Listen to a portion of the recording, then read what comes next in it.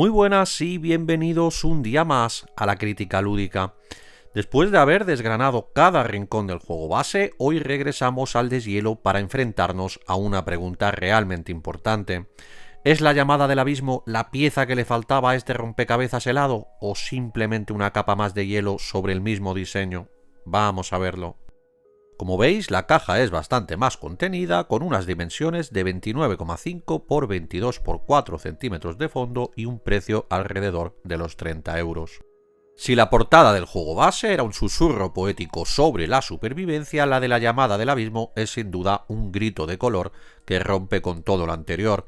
El protagonismo absoluto se lo lleva al Escifo, esa criatura ancestral de tonos vibrantes que emerge desde las profundidades heladas. El contraste entre los amarillos casi incandescentes de la criatura y el azul gélido del entorno genera un impacto visual inmediato, y esa mirada frontal, casi desafiante, parece decirnos que el abismo ya no es solo un lugar al que descender, sino algo que deberemos comprender.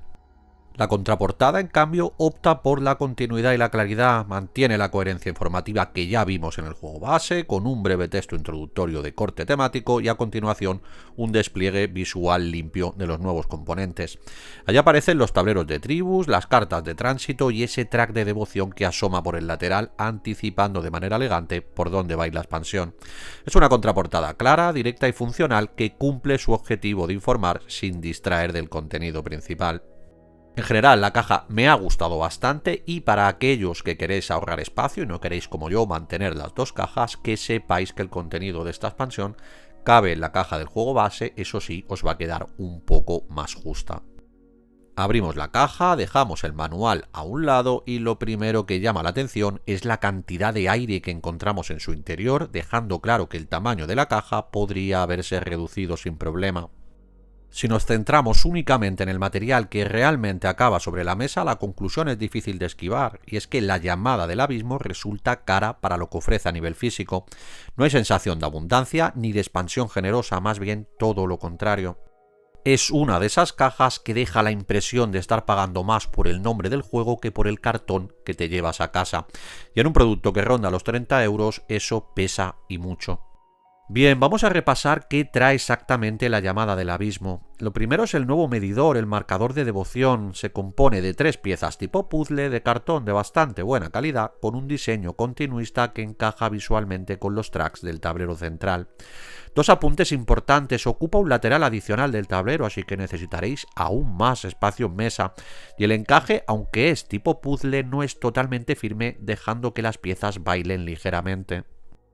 Pasando a los elementos que se integran en el material original, encontramos 9 módulos de inserción, una loseta grande a doble cara, 15 nuevas fichas de máquina, algunas inestables, identificables por ese símbolo de explosión que solo podrán usarse una vez por partida, y 3 losetas de lago.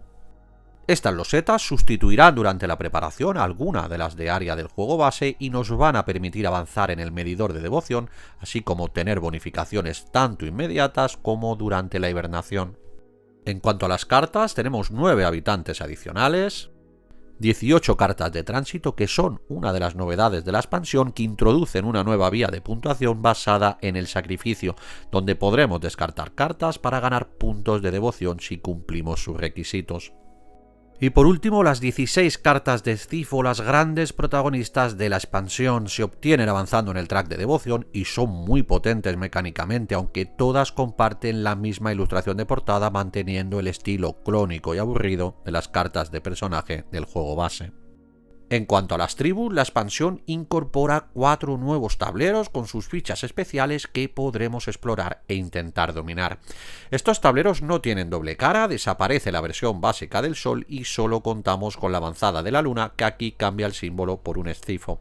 Una decisión bastante lógica si tenemos en cuenta que las expansiones van destinadas a aquellos jugadores que ya han exprimido el juego base y por ende tienen bastante experiencia.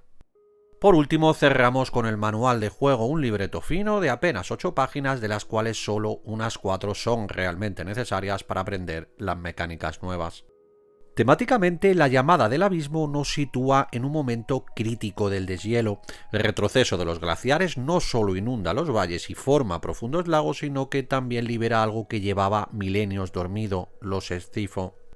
Estas criaturas ancestrales, reflejadas en ese estallido de color que domina la portada, no son enemigos a los que combatir, sino entidades de una sabiduría inabarcable. Nuestra misión como tribus ya no se limita a sobrevivir o redescubrir tecnologías olvidadas, ahora debemos además aprender a convivir con estas deidades del abismo y comprender su voluntad.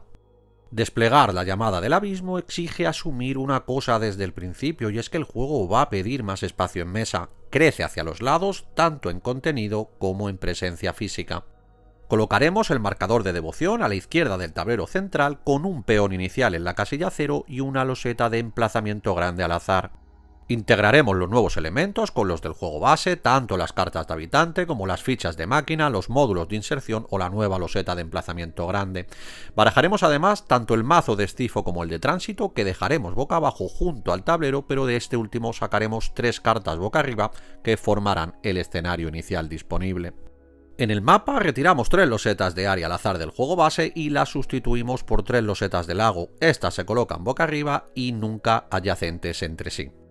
El manual incluye 2 variantes opcionales muy recomendables. La primera, en lugar de repartir una carta de artefacto distinta a cada jugador, se roba una única carta al azar, visible junto al tablero, que todos puntuaremos al final de la partida, reduciendo así el azar y nivelando la competencia. La segunda ajusta al mercado de máquinas, nos sugiere que al adquirir una ficha descartemos otra del mismo color y repongamos con 2 nuevas, evitando estancamientos del escenario. Son ajustes pequeños pero muy bien dirigidos que corrigen puntos débiles y que, como veis, no necesitamos de la expansión para poder llevarlos a cabo. Más allá de esto, la preparación sigue siendo compatible con todas las tribus, tanto del juego base como de la expansión. Bien, vamos a ver qué aporta realmente la llamada del abismo al motor del juego de Revive.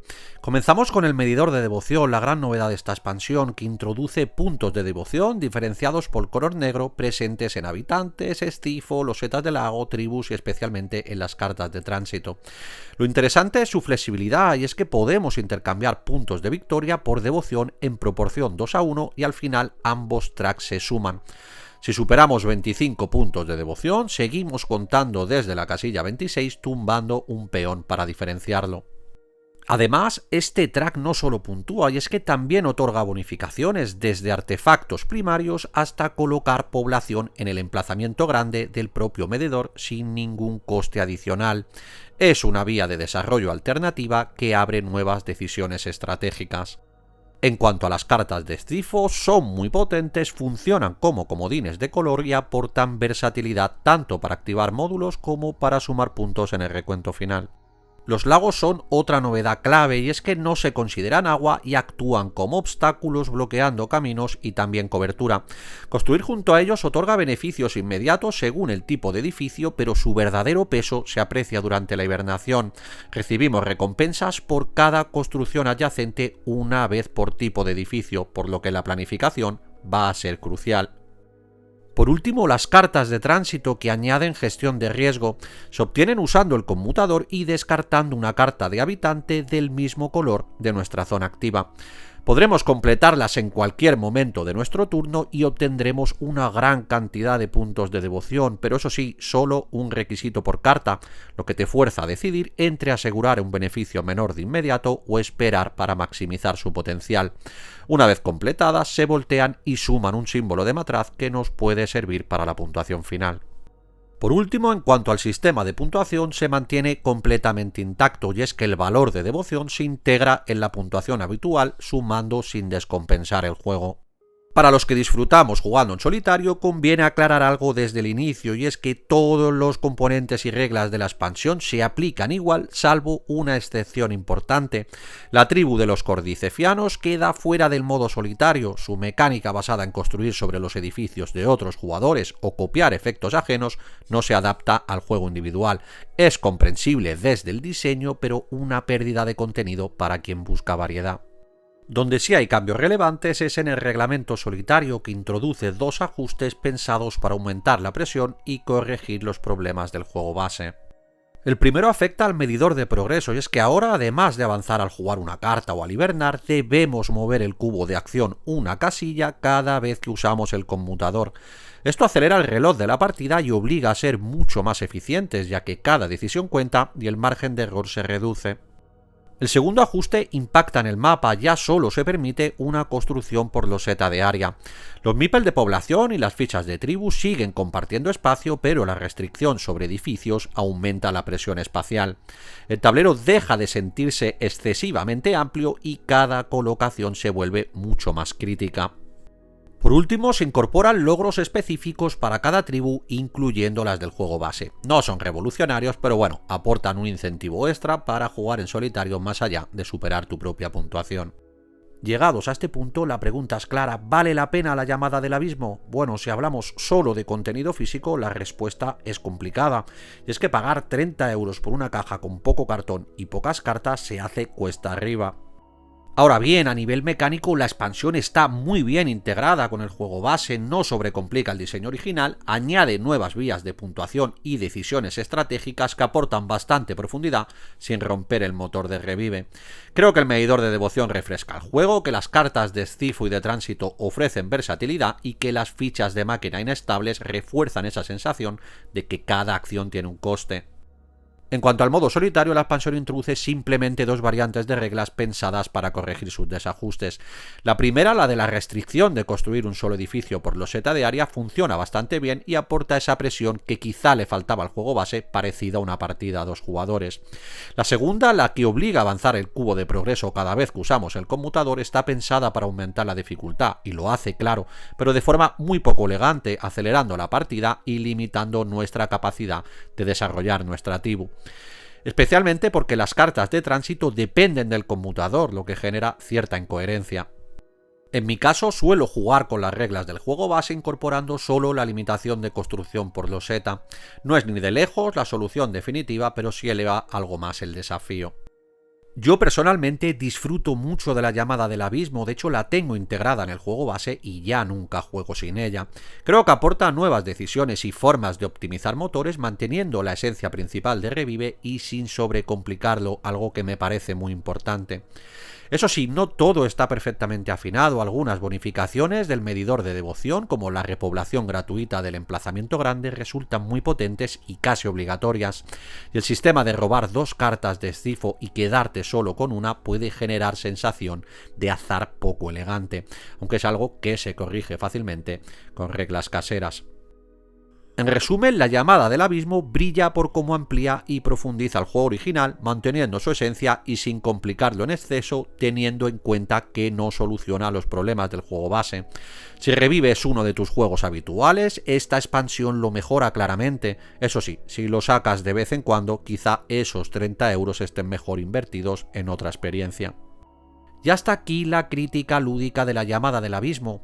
Hemos vuelto al mundo helado de Revive para sumergirnos en sus nuevas mecánicas, explorar sus aciertos y también señalar aquellas grietas que ni siquiera esta expansión ha conseguido sellar del todo.